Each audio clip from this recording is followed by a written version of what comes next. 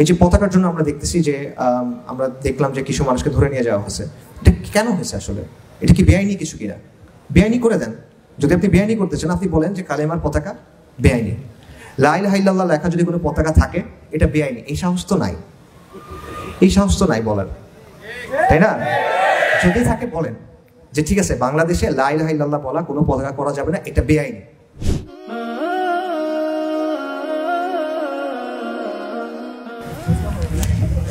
বিসমিল্লাহির রহমানির রহিম।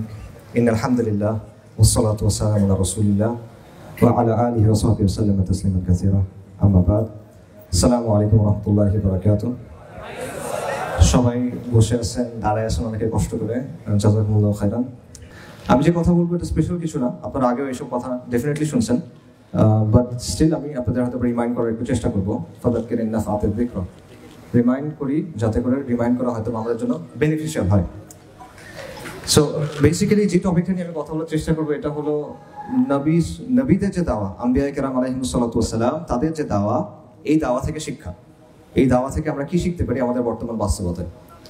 সো এখানে ফার্স্টে একটা বিষয় যেটা বলা দরকার সেটা হলো যে নবীদের ব্যাপারে জানা বা তাদের দাওয়ার ব্যাপারে জানা কেন প্রয়োজন। এটা একদম সহজভাবে যদি বলি সেটা হলো যে কোনো বিষয়ে সবচেয়ে শ্রেষ্ঠ শিক্ষক আম্বিয়া কেরাম আলাইহিমুস সালাতু ওয়াস সালাম, সেটা তাওহীদের ক্ষেত্রে হোক, দাওয়ার ক্ষেত্রে হোক, ব্যক্তিগত জীবনের ক্ষেত্রে হোক। কেউ যদি মানুষ নিয়ে কাজ করতে চায়, কেউ যদি দাওয়া করতে চায়, কেউ যদি কাউকে শেখাতে চায়, তাদের চেয়ে শ্রেষ্ঠ শিক্ষক আর নাই। এবং যে কোনো বিষয়ে আপনি যখন শিখতে চান আপনি কি করেন? আপনি কিন্তু এক্সপার্টদের কাছে যান, রাইট? আপনি ওস্তাদ লোকের কাছে যান যে আপনাকে শেখাতে পারবে। তো নবীদের চেয়ে বড় কোনো এক্সপার্ট বা শিক্ষক আসলে নাই। সো ডেফিনেটলি আমাদের শিখতে হবে তাদের কাছ থেকে, এটা হলো একটা বিষয়। আরেকটা বিষয় হলো আল্লাহ আযজা ওয়া জাল কিন্তু কোরআন ডিরেক্টলি জমিনের উপর নাজিল করেন নাই, উনি মানুষের উপর নাজিল করছেন এবং বিশেষ কিছু মানুষদের উপর নাজিল করছেন। সো অবভিয়াসলি তাদের স্পেশালিটি আছে এবং তাদের কাছ থেকে আমাদের শেখার ব্যাপার আছে। এবং মানুষ আসলে এভাবেই শেখে, মানুষ থেকে মানুষে শেখে, ঠিক আছে? সো এই জন্য আর কি এটা বলা। সাথে আমি একটা কোটেশন বলি, আবুল হাসান আলী মাওয়ারদি, আল মাওয়ারদি আহকামুস সুলতানিয়ার লেখক, বিখ্যাত লেখক, আলিম, মুহাদ্দিস, ওনার একটা কথা আছে। উনি বলতেছিলেন যে কোরআনে আল্লাহ আমাদের বিভিন্ন জাতির কথা কেন বলছেন, বিভিন্ন জাতির কথা আল্লাহ আমাদের সাথে আলোচনা করছেন। কওমে লূত, মাদাইনের কথা, ফিরআউনের কওমের কথা, নানা কওমের কথা। এটা কেন? তো উনি বলতেছেন যে যখন আল্লাহ আমাদেরকে এগুলো বলেন, মানুষ যখন জানে, সে যত বেশি জানে তার ধারণা তত সমৃদ্ধ হয়, তার ধারণা যত সমৃদ্ধ হয় সে তত চিন্তা করে, এবং সে যত বেশি চিন্তা করে তত বেশি তার জ্ঞান বাড়ে, আর মানুষের জ্ঞান যখন বাড়ে তখন সে কাজ করে, মানে একটা চেইন অফ ইভেন্টস আছে, ঠিক আছে? সো একই কথা আমরা আম্বিয়া কেরামদের সম্পর্কে বলতে পারি যে আমরা যখন তাদের ব্যাপারে জানবো, তাদের দাওয়ার ব্যাপারে জানবো, আমাদের ধারণা সমৃদ্ধ হবে, আমাদের চিন্তা সমৃদ্ধ হবে, আমাদের জ্ঞান বাড়বে এবং ইনশাআল্লাহ আমরা সেটা কাজে পরিণত করতে পারবো। সো এটা একটা বিষয়। সো মূল কথায় যাই যে নবীদের দাওয়া কি ছিল, কয়েকটা পয়েন্ট বলি। নবীদের দাওয়ার কয়েকটা ব্যাপারে কয়েকটা পয়েন্ট। নবীদের প্রথম দাওয়া হলো তাওহীদের দাওয়া। শুরুতে এবং শেষে নবীদের দাওয়া হলো তাওহীদের দাওয়া, লা ইলাহা ইল্লাল্লাহ, এটা হলো তাদের দাওয়া। এবং এটা দুটো অংশ আছে, ইসবাত এবং নাফি। লা ইলাহা, কোনো ইলাহ নাই আল্লাহ ছাড়া। প্রথমে আপনার প্রত্যাখ্যান করতে হবে, তারপর আপনি স্বীকৃতি দিবেন। কুফর বিত তাগুত বা ঈমান বিল্লাহ, আগে তাগুতকে, সব মিথ্যা ইলাহকে অস্বীকার করতে হবে, তারপর আপনি এক আল্লাহর স্বীকৃতি দিবেন। এবং আল্লাহ সুবহানাহু ওয়া তাআলা কি বলেন? ওয়ালাকাদ বাআসনা ফি কুল্লি উম্মাতির রাসূলান আন ইয়াবুদুল্লাহা ওয়াজতানিবুত তাগুত। আল্লাহ প্রত্যেক উম্মার মধ্যে রাসূল পাঠাচ্ছেন এই জন্য যে তোমরা এক আল্লাহর ইবাদত করো এবং তাগুতকে বর্জন করো। তাগুত কি? তাগুত হলো মিথ্যা ইলাহ, এমন কিছু যেটার উপর আল্লাহর বৈশিষ্ট্য আরোপ করা হয় এবং সে এটাতে সন্তুষ্ট, এটা হলো তাগুত। এটা মূর্তি হতে পারে, যদি কাউকে আল্লাহর বদলে কাউকে যদি রব গণ্য করা হয় সে তাগুত, সে সন্তুষ্ট হলে।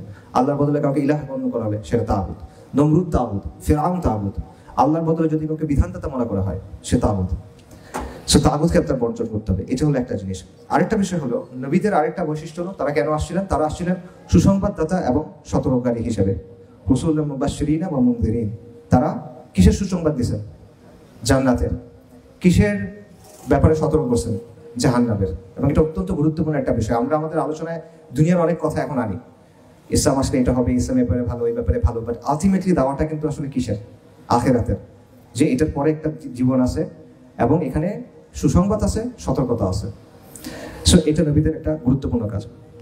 আরেকটা হলো নবীদের কাজ ছিল বা তাদের দাওয়ার একটা ফাংশন, সেটা হলো হুজ্জা। তারা হুজ্জা কায়েম করছেন। রসুলদের পাঠানোর মাধ্যমে আল্লাহ আযজা ওয়া জাল মানব জাতির উপরে একটা প্রমাণ এস্টাবলিশ করছেন যে আপনি গিয়ে কিয়ামতের দিন আল্লাহকে বলতে পারবেন না যে আমি তো এগুলো জানতাম না।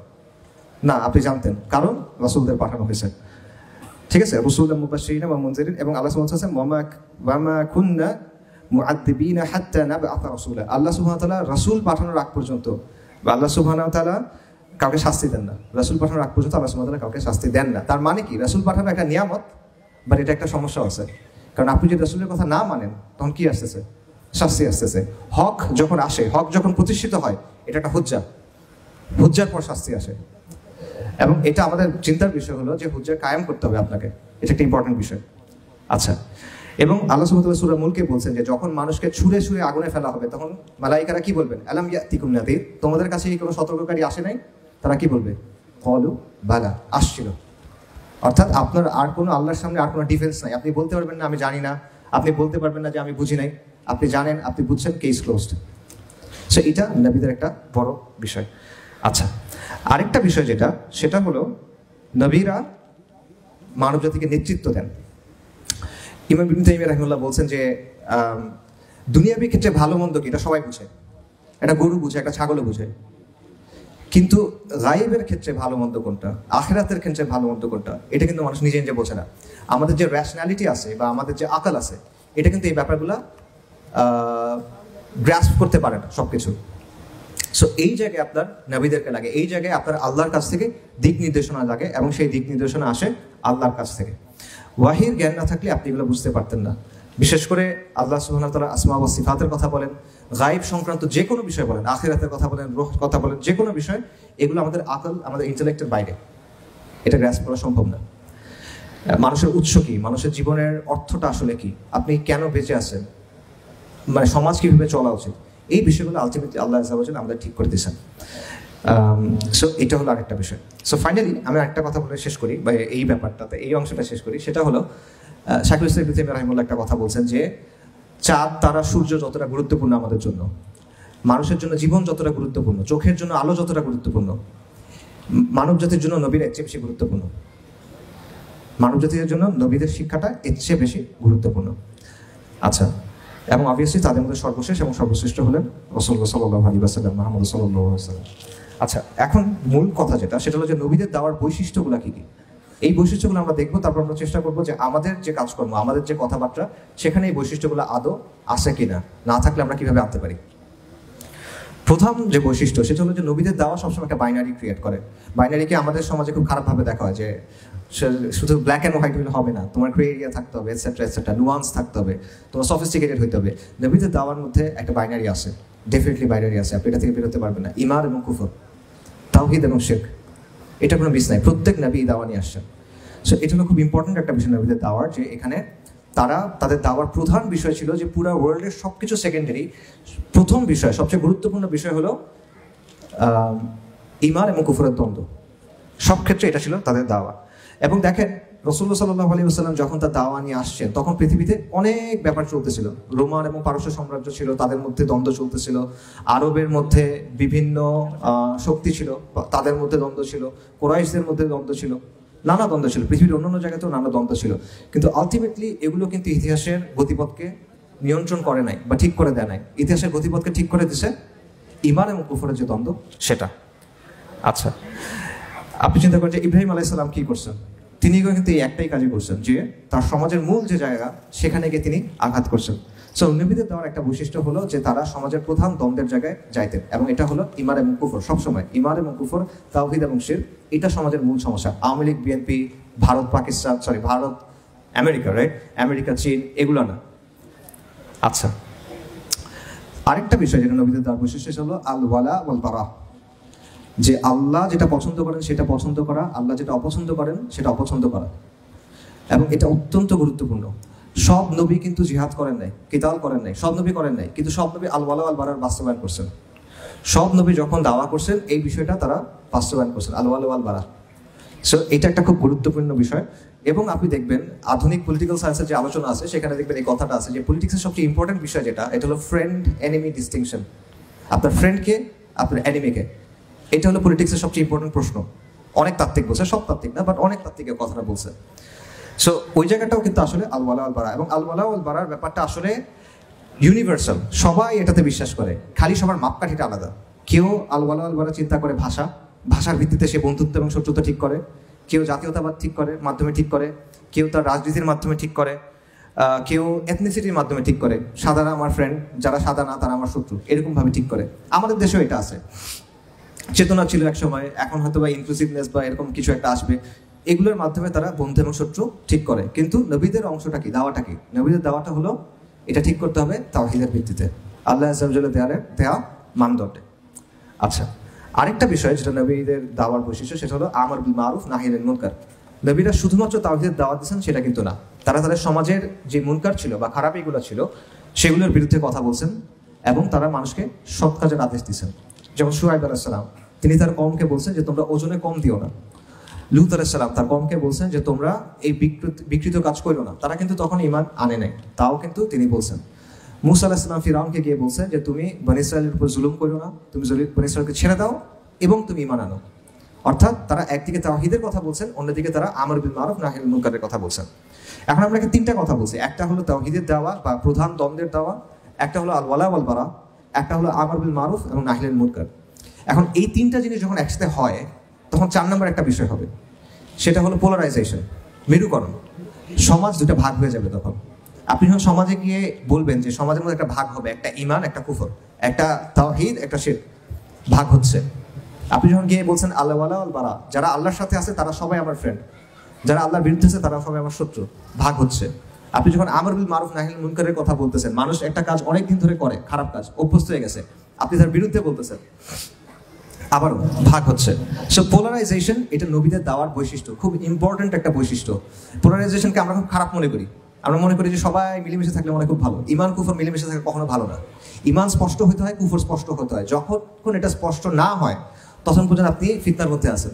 যতক্ষণ এটা স্পষ্ট হয়ে গেছে তখন আপনার জন্য জিনিসটা স্পষ্ট ক্লিয়ার, তখন সেটা খুব ইম্পর্টেন্ট। এবং এই জন্য নবীদের দাওয়া যখনই হয়েছে আপনি দেখবেন একটা বিষয় হয়েছে যে সমাজ দুটো ভাগ হয়ে গেছে, একদিকে হলো কুফরের ঘাঁটি, একদিকে হলো ইমানের ঘাঁটি। এবং কুফরের ঘাটির নেতৃত্বে কারা? আল মালাউ, মানে নেতৃস্থানীয় ব্যক্তিরা, আবু জাহেল বা এই টাইপের লোকজন, যারা হামান ফেরাউন এই টাইপের লোকজনরা, তারা হয়ে গেছে। সো এবং কুফরের ঘাটে 2 ধরনের মানুষ থাকে, একটা হলো সক্রিয়ভাবে যারা কুফরের পক্ষে, তারা আদর্শিকভাবে কুফরকে ধারণ করে, তারা কুফরের মাধ্যমে উপকৃত হয় এটসেট্রা এটসেট্রা। আরেকটা হলো যারা নীরব থেকে কুফরকে সমর্থন করে, তারা সরাসরি কুফরের পাওয়ার স্ট্রাকচারের সাথে হয়তো বা জড়িত না, কিন্তু হক এবং বাতিলের প্রশ্নে তারা কি করে? তারা চুপ থাকে। তো হক আর বাতিলের প্রশ্নে আসলে চুপ থাকার কোনো অপশন নাই, এখানে একটা সঠিক অবস্থান আছে, বাকি সব ভুল অবস্থান। সো এই পোলারাইজেশনটা সবসময় নবীদের দাওয়ার মাধ্যমে হয়। আচ্ছা, এবং কুরাইশ রাসূলুল্লাহ সাল্লাল্লাহু আলাইহি ওয়াসাল্লামের ব্যাপারে কি বলছিল? বলছিল এই লোক এমন সব কথাবার্তা বলতেছে নবী সাল্লাল্লাহু আলাইহি ওয়াসাল্লামের ব্যাপারে। নবী সাল্লাল্লাহু আলাইহি ওয়াসাল্লামের ব্যাপারে কুরাইশের বক্তব্য কি ছিল? কুরাইশের বক্তব্য ছিল যে এই লোক এসে এমন সব কথা বলতেছে যার কারণে ভাইয়ে ভাইয়ে দ্বন্দ্ব শুরু হয়েছে, যার কারণে ছেলে এবং বাবার মধ্যে দ্বন্দ্ব শুরু হয়েছে, যার মধ্যে গোত্রে গোত্রে সমস্যা হয়ে গেছে। এরা আগে বন্ধু ছিল, এদের মধ্যে সমস্যা তৈরি হয়ে গেছে। অর্থাৎ আমরা যদি আজকের ভাষায় বলি তাহলে সমাজের মধ্যে ঐক্য নষ্ট হচ্ছে, সমাজের মধ্যে বিশৃঙ্খলা হচ্ছে। এই কথাটা রাসূলুল্লাহ সাল্লাল্লাহু আলাইহি ওয়াসাল্লামের ব্যাপারে বলা হয়েছে। সো ওই দাওয়া যদি কেউ দেয়, স্বাভাবিকভাবে জিনিসটা আবারও হবে। এই ডিসরাপশনটা, এই পোলারাইজেশনটা, মেরুকরণটা, ভাগাভাগি হওয়াটা, এটা হবেই। এটা নবীদের দাওয়ার একটা বৈশিষ্ট্য। জাহিলিয়াতের মধ্যে যখন আপনি হকের কথা বলবেন অবশ্যই এই ব্যাপারটা ঘটবে। আচ্ছা, নবীদের দেওয়ার আরেকটা বৈশিষ্ট্য হলো যে একটা হাদিসের এরকম একটা বক্তব্য আছে, সেটা হলো যে সব নবী কোনো না কোনো সময় মেষ পালন করছেন বা তারা রাখাল ছিলেন। ঠিক আছে, এটা খুব ইম্পর্টেন্ট একটা পয়েন্ট। এবং মেষ কেন? অনেকগুলো কারণ আছে, আমি একটা পয়েন্ট বলি। আপনারা একটা কথা শুনছেন, গড্ডালিকা প্রবাহ, এটা শুনছেন মনে হয় অনেকে। গড্ডালিকা প্রবাহ মানে কি? এটা মানে হলো অন্ধভাবে স্রোতের অনুসরণ করা বা স্রোতের সাথে ভেসে চলা, এটা হলো গড্ডালিকা প্রবাহ। গড্ডল মানে হলো ভেড়া, একটা শব্দ আছে গারল, গারল আসছে এখান থেকে, গড্ডল থেকে। গড্ডল মানে ভেড়া। ভেড়া কি করে? সে অন্ধভাবে ফলো করে। তার সামনে যদি তার নেতা যদি লাফ দেয় সে লাফ দিবে, তার নেতা যদি খাত থেকে পড়ে যায় সে খাত থেকে পড়ে যাবে। সেই জন্যই বলা হয় যে ভেড়া যেহেতু অন্ধভাবে অনুসরণ করে, তাই অন্ধভাবে অনুসরণকে বলা হচ্ছে গড্ডালিকা প্রবাহ। এবং ভেড়ার একটা বৈশিষ্ট্য হলো সে একা হইতে চায় না, সে দলছুট হইতে চায় না, সে সবসময় চায় সে সবার সাথে মিলে থাকবে। সো এই জন্য সে সাহস করে কোনো কিছু কিন্তু করতেও পারে না, তার আগে কেউ একজন থাকতে হয়। তো এটা মানুষের বৈশিষ্ট্য। মানুষ এরকম, সে একা সাহস করে কিছু একটা করতে চায় না, তাকে একজন লিডার দিতে হয়। তাকে একজন গাইড করতে হয়। সো সেটা হলো নবীরা। এটা হলো রাখালের মানে রাখালের দায়িত্ব। নবীরা হলেন রাখাল, মানুষ হলো ভেড়ার মতো। আচ্ছা, আরেকটা বৈশিষ্ট্য নবীদের দাওয়া, সেটা হলো অসম সংঘাত। ওনারা যখনই দাওয়া করছেন, ওনারা সবসময় দুর্বল অবস্থায় ছিলেন। দুনিয়াবি সেন্সে আসবাবের জায়গা থেকে সবসময় তারা দুর্বল অবস্থায় ছিলেন।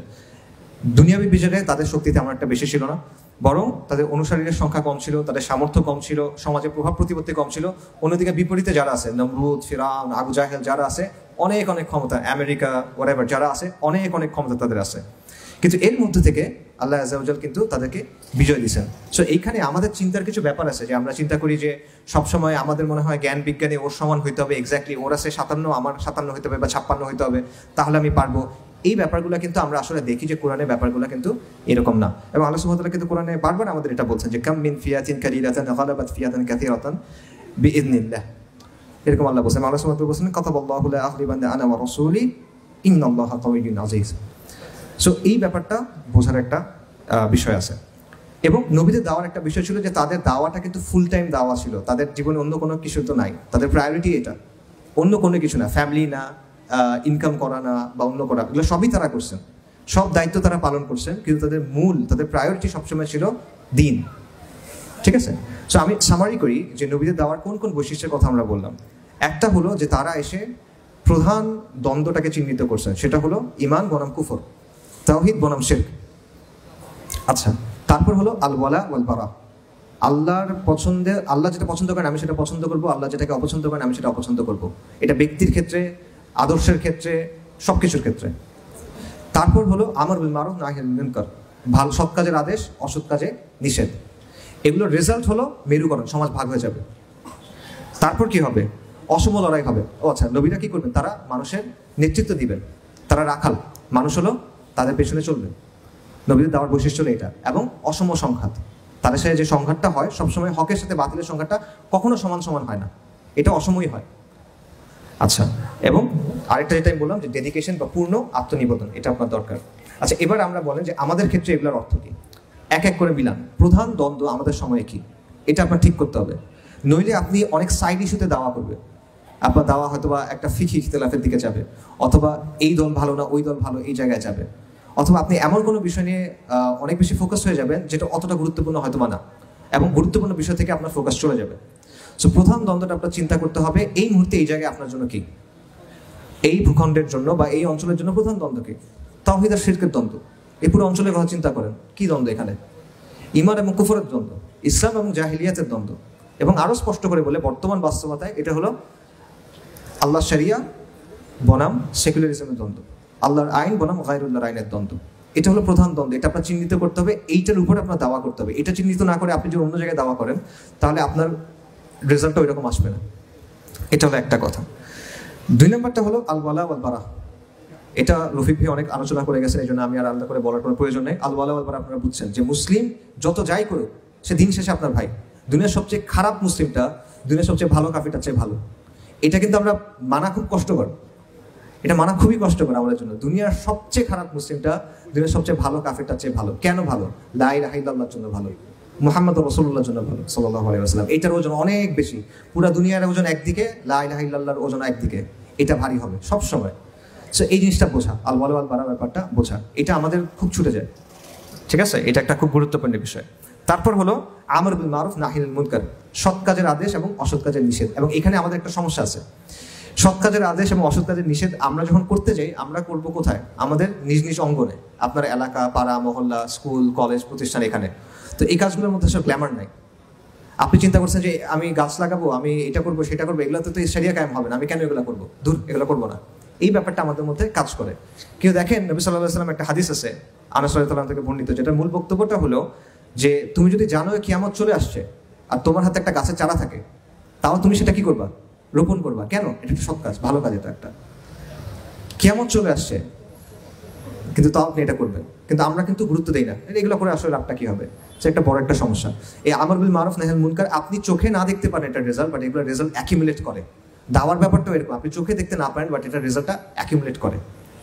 আচ্ছা, আরেকটা হলো যেটা আমি বললাম ওই যে অলরেডি রাখাল, নেতা হতে হবে আপনার। মানুষ নেতা বলতে নেতৃত্বের লোভ অর্থে নেতা না, মানে আপনার ওই যে আবার রফিক ভাই এটা সুন্দর আলোচনা করে গেছেন, আপনার এমন হইতে হবে যে মানুষ যেন আপনার মধ্যে ইসলামটা দেখে এবং সেটা দেখে সে ইসলামের দিকে আকৃষ্ট হয়। ঠিক আছে, এটা একটা খুব গুরুত্বপূর্ণ বিষয়। এবং ফাইনালি যেটা, সেটা হলো পূর্ণ আত্মনিবেদন, ডেডিকেশন। এখন এই জায়গাটায় আপনারা চিন্তা করেন যে আপনারা এখানে যারা আছেন, ভাইরা আছেন, যদি বোনরা থাকেন, তাদের জন্য আপনাদের জন্য আসলে দিনটা কতটা ইম্পর্টেন্ট। আপনার প্রায়োরিটি লিস্টে দিনটা কোথায় আসে? আপনি একটা মনে করেন একটা স্কেল চিন্তা করেন, 1 হলো সবচেয়ে কম গুরুত্বপূর্ণ, 10 হলো সবচেয়ে বেশি গুরুত্বপূর্ণ। আপনার লিস্টে দিনটা কোন জায়গায় আছে? তা আমাকে বলার দরকার নাই, আপনি চিন্তা করেন, নিজেকে নিজে বলেন, বা আপনি আজকে রাতে বাসায় গিয়ে চিন্তা করেন যে আপনার লিস্টে এটা আসলে কতটা গুরুত্বপূর্ণ।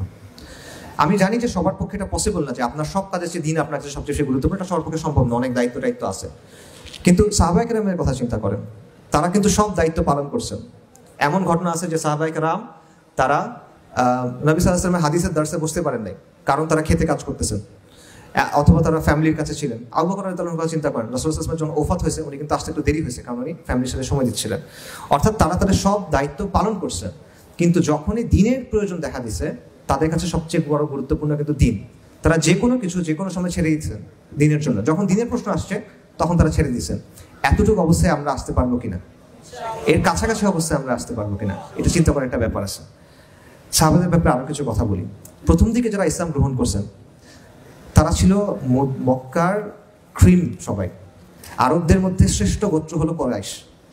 কোরাইশদের মধ্যে বেশিরভাগ সাহাবী, সবাই না, বাট প্রথম দিকে যারা ইসলাম গ্রহণ করছেন রাদিয়াল্লাহু আনহুম আজমাইন, তাদের সবাই বেশিরভাগই আসলে দেখবেন যে কোরাইশদের মধ্যে একদম সম্ভ্রান্ত ফ্যামিলির। সম্ভ্রান্ত মানে কি, তারা সমাজের মধ্যে সম্মান পায়, রাস্তা দিয়ে হাঁটলে মানুষ সালাম দেয়, মানে তারা এই করে আর কি, সম্মান করে, সুন্দর করে কথা বলে, তাজিম করে। এখন যখন তারা ইসলাম গ্রহণ করলেন রাতারাতি এটা চেঞ্জ হয়ে গেল। যারা আগে সম্মান করতো তারা এখন ঘৃণার চোখে তাকায়, যারা আগে অনেক পাত্তাইতো তারা এখন তাচ্ছিল্য করে। এটা কিন্তু একটা সম্মানী মানুষের জন্য অন্য অনেক কিছু চেয়ে বেশি কষ্টকর। এই অপমানটা তাদের সহ্য করতে হয়েছে। এবং এইটা চিন্তা করেন যে এই অপমানের কথা চিন্তা করে আমরা নিজেরা কত কিছু এড়ায় যাই। সাহাবারা যে অবস্থায় দিনটা আঁকড়ে ধরছেন ওই অবস্থায় পড়লে আমরা কি করতাম এটা চিন্তা করেন। মানুষ এটা বলবে, ফ্যামিলি এটা বলবে, লোকজন এটা বলবে, সরকার এটা বলবে, অমুক এটা বলবে, তমুক এটা বলবে, এইসব চিন্তা করতে কিন্তু আমরা দিনের অনেক কিছু ছেড়ে দিই। এটা গেল, এটা কিন্তু প্রথম, এখনো শেষ হয় না ওনারা কি করছে। এরপর দেখেন যে প্রথমে হলো ওনাদেরকে মানে অসম্মান করা শুরু করলো, হাসি তামাশা করা শুরু করলো, গালাগালি করা শুরু করলো, মারা শুরু করলো। মুসাব ইবনে উমাইরের কথা আপনারা জানেন রাদিয়াল্লাহু আনহু, উসমান রাদিয়াল্লাহু আনহুর কথা আপনারা জানেন, খাব্বাব ইবনে আরাদ রাদিয়াল্লাহু আনহু কথা জানেন, মানে লিস্ট শেষ নাই। প্রচন্ডভাবে তাদেরকে টর্চার করা হয়েছে, বয়কট করা হয়েছে। এরপর শেষ পর্যন্ত পরিবারও তাদেরকে সাপোর্ট করে নাই। নিজেদের পরিবার যেগুলো ছিল বেশিরভাগ ক্ষেত্রে পরিবারও তাদেরকে সাপোর্ট করে নাই। যেমন মুসাব ইবনে উমাইর রাদিয়াল্লাহু আনহু, তাকে তো বাসা থেকে বের করে দেওয়া হয়েছে কাপড় চোপড় ছাড়া। যেই মানুষের কাপড় আসতো ইয়েমেন থেকে, তার পারফিউম আসতো আরেক জায়গা থেকে, সেই মানুষ বাসা থেকে বের হয়ে গেছে, ভিখারির মতো অবস্থা। এরকম হয়েছে, তাও শেষ হয় নাই, রিফিউজি হইতে হয়েছে। আবিসিনিয়ায় গেছে, মদিনাতে গেছেন, দুনিয়াবি বিচারে রিফিউজি, কিচ্ছু নাই, তাও শেষ হয় নাই। আল্লাহ বলছেন এবার তুমি লড়াই করো, যারা তোমাদেরকে অ্যাটাক করছে এদের বিরুদ্ধে লড়াই করো, যারা মুশরিক তাদের বিরুদ্ধে লড়াই করো। কতদিন পর্যন্ত? যতদিন পর্যন্ত ফিতনা দূর না হয়, শিরক দূর না হয়, ততদিন পর্যন্ত লড়াই করতে হবে। এবং সাহাবায়ে কেরাম লড়াই করছেন, কাদের সাথে করছেন? নিজেদের বাবার সাথে করছেন, ভাইয়ের সাথে করছেন, বন্ধুর সাথে করছেন, আত্মীয়ের সাথে করছেন। তারা যতটা স্যাক্রিফাইস করা যায় পুরা স্যাক্রিফাইসটা করছেন। আল্লাহ দেখে নিয়েছেন তারা কি কি দিতে পারেন, সব তারা দিছেন। এটা দেওয়ার পর আল্লাহ তাদেরকে বিজয় দিছেন। যারা একসময় ছিল ভিখারি, যারা একসময় রিফিউজি হয়ে যেতে হয়েছে, কিছুদিন পর তারা পৃথিবীর নানা জায়গায় এই হয়ে গেছেন, গভর্নর হয়েছেন একজন কেউ, আমির হয়েছেন একজন কেউ। এবং আপনারা জানেন যে কিভাবে ইসলামী সাম্রাজ্য কিভাবে বা সভ্যতা যেটাই বলেন কিভাবে কত দ্রুত ছড়ায় পড়ছে অর্ধেক পৃথিবীতে ওমর রাদিয়াল্লাহু আনহুর সময়ে। সো এটা হলো সাফল্যের কথা, সাফল্যের পেছনে কিন্তু এই ব্যাপারগুলো আছে। সো এই জায়গা থেকে আমাদের চিন্তা করতে হবে যে এটার প্রস্তুতি আমাদের কাছে আছে কিনা, এই জিনিসপত্রগুলোর প্রস্তুতি আমাদের কাছে আছে কিনা। এটা কঠিন একটা পথ, এটার প্রস্তুতি আমাদের আছে কিনা। এবং এটা একটা কমন প্যাটার্ন। আমাদের একটা জায়গা আছে যে জায়গাটা থাকতে আমাদের ভালো লাগে, এটা হলো কমফোর্ট জোন, ঠিক আছে? কিন্তু আল্লাহ আযজা ওয়া জাল এখান থেকে আপনাকে বের করে আনবেন। আল্লাহ দেখতে চান যে আপনি কতটুকু কুরবানি করবেন, আপনার প্রিয় জিনিস আপনি কতটুকু ছাড়বেন। যদি আপনি পুরা ছাড়েন যে হ্যাঁ আল্লাহ বাইক আমি ছাড়বো, তাহলে আলটিমেটলি এক পর্যায়ে আল্লাহ আপনাকে বিজয় দিবেন এবং বিজয় তো আল্লাহর কাছ থেকে আসবে। দেখেন আপনার আসলে কিছু করার নেই, আপনার খালি আল্লাহকে রাজি খুশি করতে হবে, এখানে বিষয় না। সো এই জন্য বারবার আম্বিয়া কেরামের ক্ষেত্রে আমরা দেখি যে তারা বারবার অপমানিত হয়েছেন, লাঞ্ছিত হয়েছেন, সমাজচ্যুত হয়েছেন এই দাওয়ার কারণে।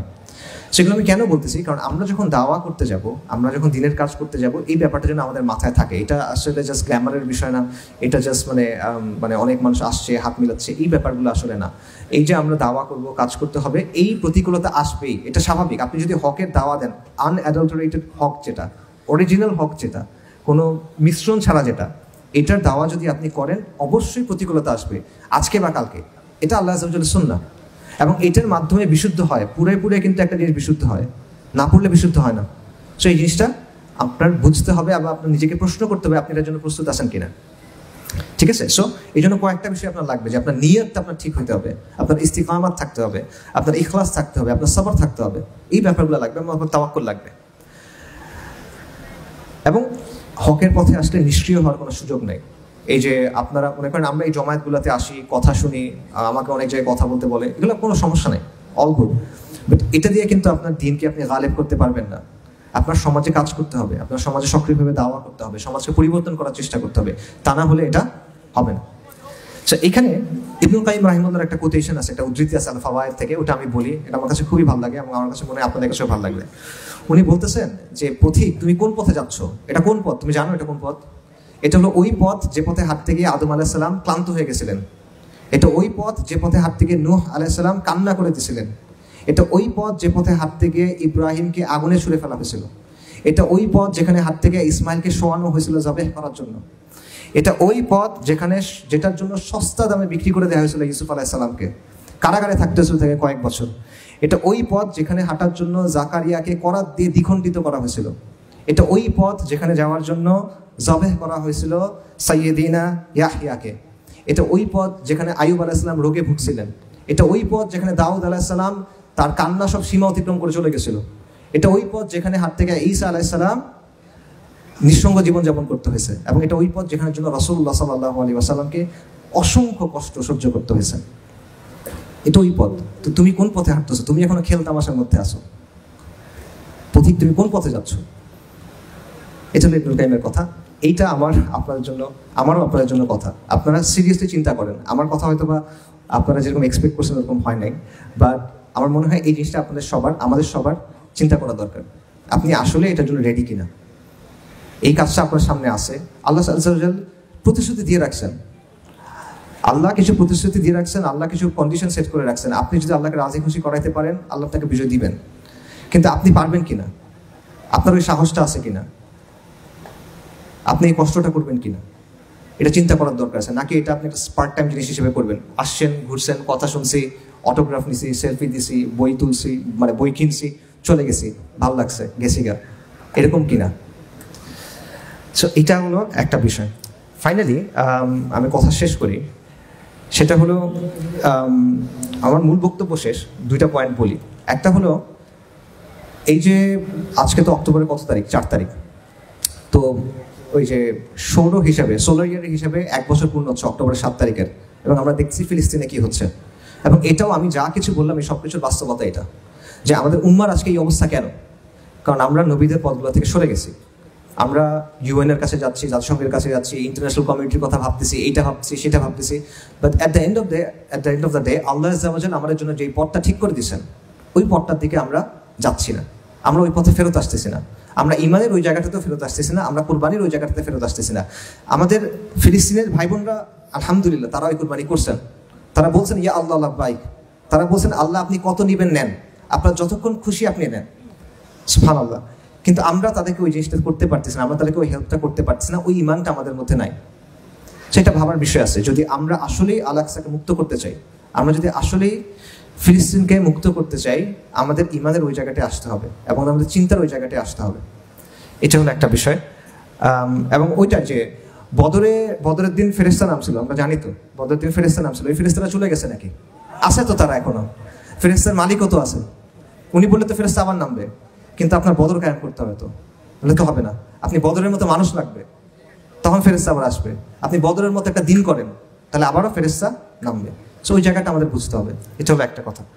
আরেকটা কথা হলো এই পতাকা সংক্রান্ত যে ব্যাপারটা, এটা বলি। আমি একটা কথা কয়েকদিন আগে একটা জায়গায় বলছিলাম, ওই কথাটা আবার বলি। সেটা হলো, দেখেন বাংলাদেশের যে সেকুলার পাওয়ারটা আছে রাষ্ট্র বা যেটাই বলেন, তাদের একটা ডিসিশন আসলে নিতে হবে। সেটা হলো যে তারা তো বলে তারা ইনক্লুসিভ হইতে চায়, বা তারা বলে যে তারা ভিন্ন মত সমর্থন করে, তারা বলে তারা বাকস্বাধীনতা সমর্থন করে। তাদের একটা ডিসিশনে আসতে হবে যে যারা শরিয়া চায় এবং যারা বলে যে আকীদাগত জায়গা থেকে আমাদের পক্ষে শরিয়া ছাড়া অন্য কোনো কিছু মেনে নেওয়া সম্ভব না, এদের ব্যাপারে তাদের অবস্থানটা কী হবে।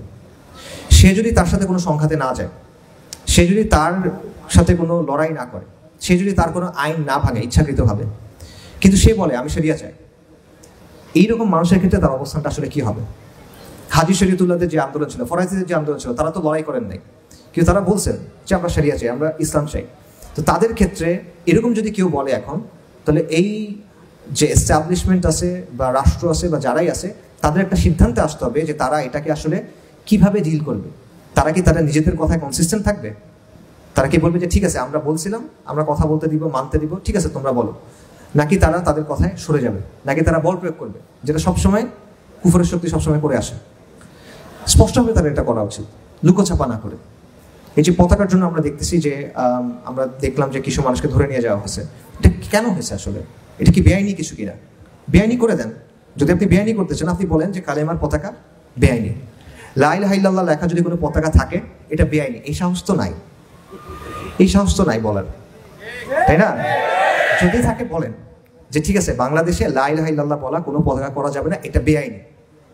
তখন আমরা বলবো ঠিক আছে সেকুলার রাষ্ট্র এটা, আপনারা বুঝেন এখন মানুষকে, দেখেন যেটা ভালো মনে হয় করেন। কিন্তু ওরা সেটা বলবে না। আবার তারা এই যে হাসিনার মতোই এই ড্রেকোনিয়ান কাজকর্মগুলো করবে, রিপ্রেসিভ ফোর্স যেটা, মানে তার যে শক্তি আছে, তার মাসল পাওয়ার আছে, এটা সে ইউজ করবে এবং পরে একটা মানে তত্ত্ব বানায় নিবে। এই জন্য ধরছে XYZ একটা কথা বানায় দিবে, তাই না?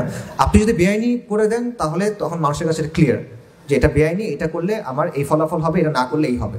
কিন্তু এটা না করলে লুকোছাপার তো দরকার নেই, স্পষ্টভাবে এই জিনিসগুলো করেন, ঠিক আছে? সো এইটা আরেকটা বিষয় যেটা আমাদের মনে রাখার কথা দরকার। তো আমার বক্তব্য আমি এখানে শেষ করতেছি। আমার ধারণা আমার বক্তব্য আপনাদের আশানুরূপ হয় নাই, বাট কিছু আসলে করার নেই। জাযাকাল্লাহু খাইরান।